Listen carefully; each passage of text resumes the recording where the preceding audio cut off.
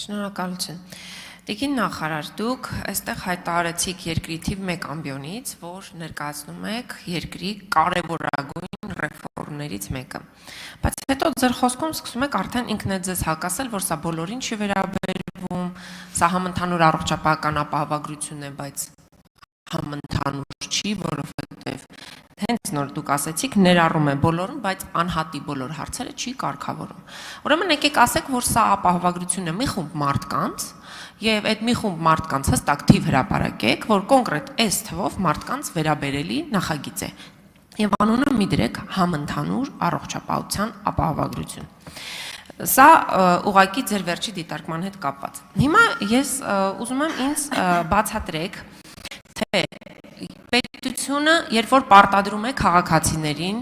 վճարել որոշակի գումարներ, դուք շեշտեցիք եւ թվարկեցիք, թե ինչ է վճարում քաղաքացին, տարբեր փուլերով, բայց այնուամենայնիվ, ասում եք ցանկը, իմ գործընկերոջ հարցինի պատասխան դժվար է հրապարակել, որտեվ շատ ծավալուն է, փաթեթները կոնկրետ երբ, որտեղ, ինչ եղանակով են հանրայնացվելու, որ քաղաքացին մտնի որևէ բուժ հաստատություն եւ հասկանա, թե ինչ ծառայություններից կարող է օգտվել։ Երկրորդ, հիմնադրամը դեռ գոյություն չունի, ինչպես եք դուք հասցնելու հունվարի 1-ից սա գործարկել, եթե այսօր մենք դեկտեմբերի 2-ն է, դեռ մենք օրենք ենք քննարկում։ Պագը դուք դեռ չեք լուծարել, մինչդեռ աշխատանքային օրենսգրքով 2 ամիս շուտ պիտի ծանոթեք, արդյոք ծանոթությունները արդեն տրվել են եւ արդյոք այդ լուծարման գործընթացը մտել է որոշակի իրավական փուլի մեջ, որպեսզի դա փոխարինի ըստ էության նոր հիմնադրամին։ Եվ ամենակարևոր հարցի պատասխանը, որ հիվանդանոցներն են, որ քաղաքացին հեշտ բացատրեք, որ քաղաքացին կարող է մտնել եւ ասել, որ ես եկել եմ ինձ օգտվելու ինձ օրենքով հասանելիք առողջապահական ապահովագրությունից։ Խնդրում եմ հստակ եւ մատչելի։ Տիկին Թովմասյան, նորից եմ կրկնում, սա պատմական իրավական փաթեթ է եւ համակարգ է, որովհետեւ այո այն համընդհանուր է, որովհետեւ ներառելու է Հայաստանի քաղաքացիներին եւ մի խումբին չէ, այլ 3 տարվա ընթացքում խումբ ներառելու է բոլորին։ Որևէ երկրի բազային մանավանդ ապահովագրական փաթեթ չի փակում մարդու բոլոր կարիքները, չկա նման բան։ Եվ մենք էլ չենք խոստանում չեղած բաներ, այլ շատ հստակ ենք մեր քաղաքականության մեջ։ Մենք ասում ենք այն համընդհանուր է, որովհետև ներառելու է բոլորին, բայց ամեն անհատի ամբողջական հնարավոր առողջական կարիքները հնարավոր չէ բավարարել բազային փաթեթում եւ դա չի մեր նպատակը։ Մեր նպատակն է, որ ամեն քաղաքացի այս ապահովագրական համակարգի շնորհիվ կարողանա իրեն առաջնակի, անհրաժեշտ կյանք փրկող, հաշմանդամությունը կանխող վիճակներում ստանա բժշկական օգնություն։ Սա է մեր նպատակը։ Հաջորդիվ, փաթեթը եւ դրան հարակից բազմաթիվ ենթաօրենսդրական ակտեր արդեն նախագծերի շրջանակներում պատրաստ են եւ հենց որ օրենքը ընդունվի, կդրվեն կառավարության քննարկմանը եւ կընդունվեն։ Դրանից հետո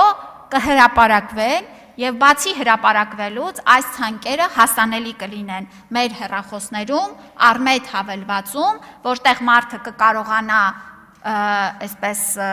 փնտրելով, հարցեր ուղղելով, կարողանա նաեւ գտնի իրեն անհրաժեշտ ծառայությունը։ Արդյոք մտնում է այս փաթեթի մեջ, թե չի մտնում այս փաթեթի մեջ։ Հիմնադրամը, այո դուք գիտեք, որ պետական առողջապահական գործակալությունը այսօր իրականացնում է պետական պատվերի ողջ գործընթացները եւ այս անցումային շրջանում նա դեռ մինչև ծանուցումները դեռ մենք ժամանակ ունենք։ Կստեղծվի հիմնադրամը, դրանից հետո կտրվեն օրենքով սահմանված ժամկետներում ծանուցումները եւ այստեղ մարման կարգով կգնա արդեն երբ որ հիմնադրամը կսկսի ամբողջությամբ գործարկվել, աշխատակիցները, ովքեր որ մրցույթով կանցնեն նոր հիմնադրամում, կշարունակեն աշխատել այնտեղ։ Այո, հարգելի գործընկերներ, նոր համակարգերներ դնելիս մշտապես կան անցումային շրջաններ, որտեղ նախորդը եւ հաջորդը պիտի շատ համահունչ կերպով մարման կարգով անցում կատարեն։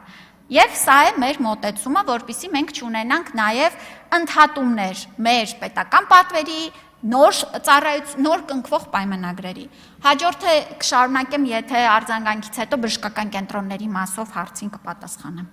Համեցեք արձագանք։ Շնորհակալություն։ Ես ուզում եմ նաև պարզաբանեք ՊԱԳ-ի աշխատակիցները որպես քաղաքծառայողներ ինչ են լինելու, քան ես գիտեմ մոտավոր 100-ից ավել քաղաքացի է աշխատում, ինչ է լինելու նրանց ճակատագիրը, եթե դուք նրանց վերցնում եք պետական ռեզերվում, ապա դա պետության վրա ինչ բեռ է, խնդրում եմ հստակ թվեր եւ աշխատակիցների եւ նաեւ բյուջետային բեռի հետ կապված ներկայացնեք եւ տիկին նախարար ձեր խոսքից տպավորություն է ստեղծվում ասում եք մենք սա անում ենք կյանք փրկող որպես նախաձեռնություն բայց հիմա մենք ունենք կյանք փրկող բազմաթիվ ծրագրեր որի մասին դուք հաճախ ռիլերել եք անում հիմա դուք ձեզ հակասում եք այսինքն այն նախորդները ոչ մի կյանք չեն փրկել հիմա դուք նոր համակարգ եք ստեղծում որ նոր կյանքեր փրկեք բայց պետպատվերի համակարգը որ աշխատում էր հիմա խնդրում եմ հնչեցրեք տարեկան ինչքան պետպատվերի գումար էր նախատեսված մինչև այս պահը որ ամեն տարի պետությունը տվել է դրան ինչքան է գումարելու պետությունը որ առողջապահության համակարգը այս ապահովագրական ներդնելու է Եվ խնդրում եմ հստակ ասել, քաղաքացու կյանքում ինչ է փոխվելու։ Ես հիմա գիտեմ, որ ես գնացի առաջնային բուժօգնության օղակ ավարտում եմ։ Պոլիկլինիկայում ինձ որոշակի անվճար սպասարկում իրականացնում են։ Եվ դա մենք դրանից օգտվում ենք։ Հիմա իմ կյանքում եւ մյուսների կյանքում ինչ է փոխվելու։ Հարգելի Տիկին Թովմասյան, շատ ծավեշտալի է, որ մինչև այս համակարգը պետական պատվերի մասին ինչ ասես ասում ենք, որ այն չի գործում մարդիկ, չեն օգտվում, կյանքերը չեն փրկվում։ Հիմա ստացվում է հենց ապահովագրական համակարգ ներդրում ենք, ստացվում է, որ վայ, այս ինչի ենք մենք պետպատվերը հանելու։ Հարգելինս, իհարկե կյանքեր են փրկվել։ Եվ իհարկե 2018 թվականից հետո մեր պետական պատվերի շրջանակներում սպասարկվող դեպքերի թիվը կրկնակից ավելով ավելացել է։ Իհարկե փրկվել են, որ մեր երկրում 2024 թվականին կյանքի միջին տևողությունը դարձել է 78.6 տարեկան։ Իհարկե փրկվում են։ Իհարկե պետպատվերը մենք երբեք չենք նստել սպասել, որ ապահովագրական համակարգը ներդրվի եւ այդ ժամանակ սկսենք հնարավորությունների շրջանակում մեր ժողովրդի կարիքները հոգալ։ Այո, մենք հոգացել ենք, բայց այսօր 400,000 հոգի 65+ անձինք չեն օգտվում պետական պատվերի ամբողջական ծառայություններից եւ ապահովագրության շրջանակում է, որ եւս կարողանալու են այս ծառայություններից եւ ավելի շատ ծառայություններից օգտվելու։ Հարցերը շատ են, չեմ կարող բոլորին պատասխանել։ Շնորհակալություն, հարգելի գործընկերներ, կասեմ բյուջեի։ Բյուջումից հետո